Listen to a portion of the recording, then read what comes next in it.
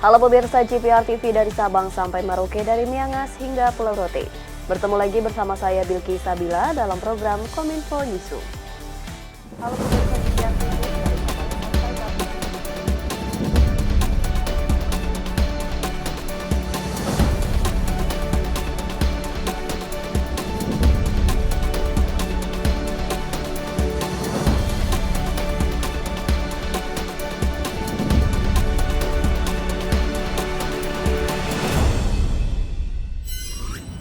Inilah Kominfo Newsroom selengkapnya. Pemirsa, Kementerian Perencanaan Pembangunan Nasional atau Bappenas meluncurkan portal Satu Data Indonesia yang saat ini keterhubungannya dengan portal data kementerian dan lembaga sudah mencapai 58%. Dalam portal Satu Data Indonesia terdapat fitur yang akan menunjang permintaan data antar instansi, manajemen akses dan juga manajemen keamanan.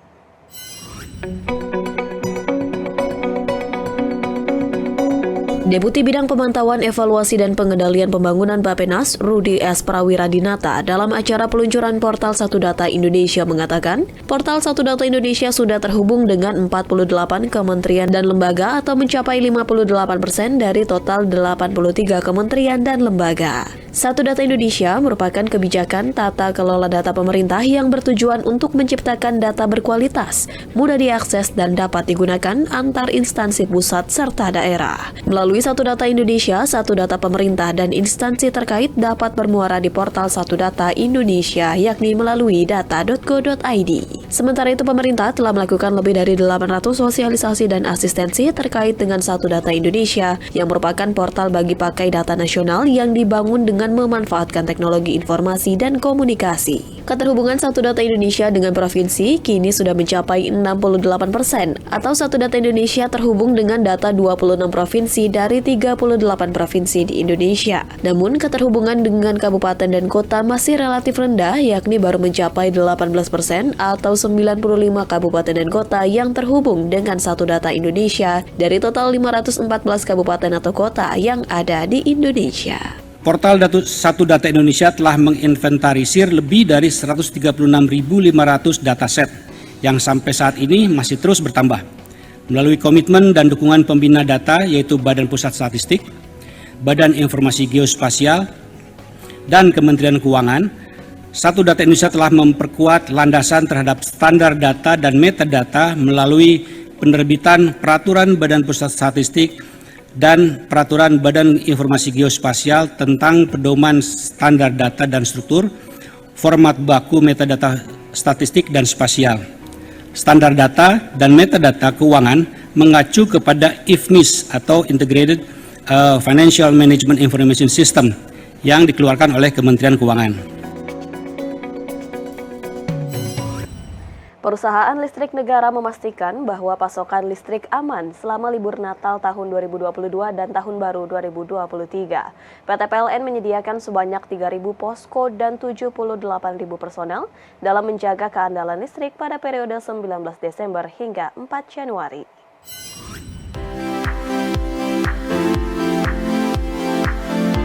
Menjelang Natal dan Tahun Baru, PT PLN Persero menyediakan 3.000 posko dan 78.000 personel dalam menjaga keandalan listrik periode 19 Desember 2022 hingga 4 Januari 2023. Jumlah tersebut dipastikan aman untuk pasokan listrik selama libur Natal dan Tahun Baru 2023. Ditambah, ketersediaan pasokan listrik terpasang pembangkit sebesar 55,67 GW skala nasional dengan daya mampu sebesar 46,26 GW yang tersebar di Pulau Jawa, Madura dan Bali sebesar 32.298 MW, Sumatera 6.853 MW, Kalimantan 2.086 MW, Sulawesi sebesar 1.967 MW, serta Maluku, Papua, dan Nusa Tenggara sebesar 342 MW.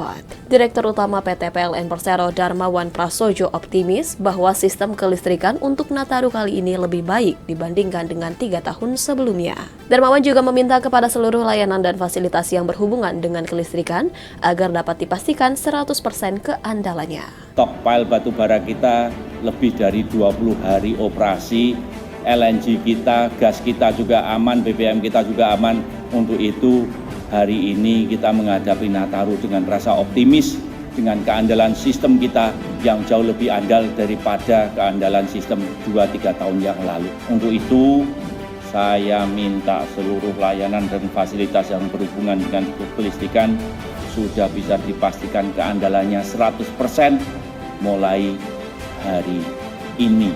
Dilansir dari situs resmi PLN, PT PLN saat ini telah menyediakan 569 unit SPKLU atau stasiun pengisian kendaraan listrik umum yang tersebar di 237 lokasi di seluruh Indonesia. Khusus Pulau Jawa, PLN telah mengoperasikan SPKLU di 9 rest area sepanjang tol Trans Jawa, mulai dari tol Cikampek hingga tol Kertosono Madiun.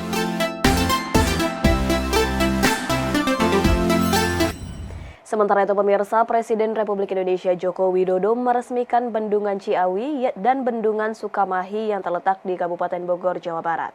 Presiden menyampaikan keberadaan bendungan kedua ini akan mendukung pengendalian banjir di Jakarta, sebab banjir masih menjadi ancaman yang masih mengancam DKI Jakarta ketika musim hujan tiba. Hari ini, Presiden Joko Widodo meresmikan 2 bendungan di Kabupaten Bogor, Jawa Barat, yakni Bendungan Cimahi dan Bendungan Sukamahi. Dari awal periode pertama masa jabatan Presiden Joko Widodo hingga saat ini sudah ada 32 bendungan yang telah diresmikan. Dengan kisaran target 50 hingga 60 bendungan selesai pada tahun 2024. Pembangunan 2 bendungan ini merupakan salah satu upaya pemerintah dalam penanganan banjir Jakarta, sesuai dengan rencana induk di bagian hulu yakni dengan pembangunan 2 bendungan kering. Presiden menyampaikan keberadaan kedua bendungan ini akan mendukung pengendalian dan mengurangi luas area banjir dari 468 hektar menjadi 211 hektar atau berkurang hingga 30,6%. Sedangkan untuk bagian hilir, pemerintah tengah dibangun sudetan Kali Ciliwung Kanal Banjir Timur yang akan mengalihkan debit Kali Ciliwung ke Kanal Banjir Timur sebesar 60 meter kubik per detik yang ditargetkan selesai pada April 2023. Dengan adanya pengendalian banjir dari hulu ke hilir ini akan mengurangi puncak debit banjir di pintu air Manggarai sebesar 21%.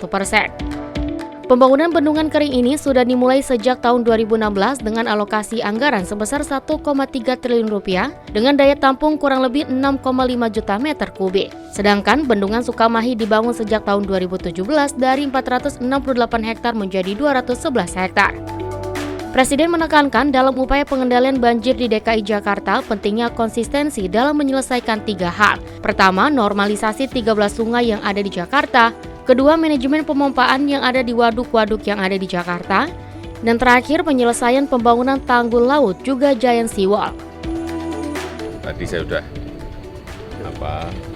bisiki ke Pak Gub, kalau Pak Gubernur DKI, kalau Bendungan Sukamahi, Bendungan Ciawi ditambah selesainya sodetan dari Ciliwung ke BKT yang sekarang ini masih proses pembebasan lahan.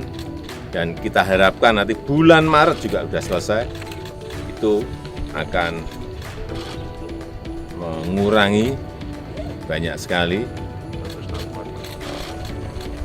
wilayah yang sebelumnya tergenang menjadi tidak. Dari 468 hektar menjadi 211 hektar, kurangnya separuh, hampir separuh lebih. Jadi Sukamahi, Ciawi, plus sodetan Ciliwung ke BKT.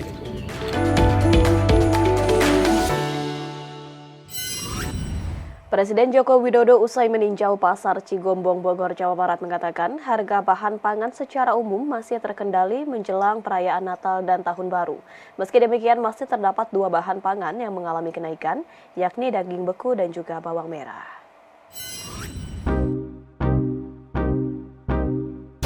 Presiden Joko Widodo belusukan ke Pasar Cigombong, Kabupaten Bogor pada Jumat pagi 23 Desember 2022. Belusukan Kepala Negara bertujuan memeriksa dan memastikan kestabilan harga bahan pokok jelang libur Natal dan Tahun Baru 2023. Dalam belusukannya, Presiden mendapati sejumlah harga bahan pokok mengalami penurunan dan kenaikan seperti harga daging dan bawang merah.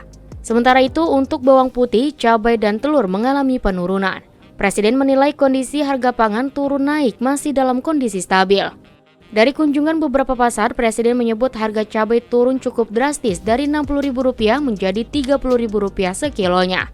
Sementara itu, untuk harga bawang merah mengalami kenaikan sebesar Rp2.000 per kilo dan harga daging beku naik Rp10.000 dari Rp85.000 ke Rp95.000. Sementara untuk harga daging segar tidak mengalami kenaikan.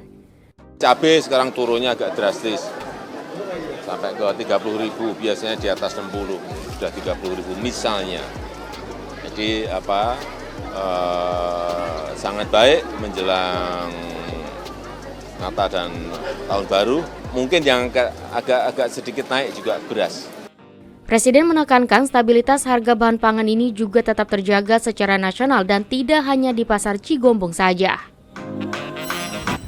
Pemirsa, usai jeda kami akan kembali dengan beragam informasi lainnya. Tetaplah bersama kami dalam Kominfo Newsroom.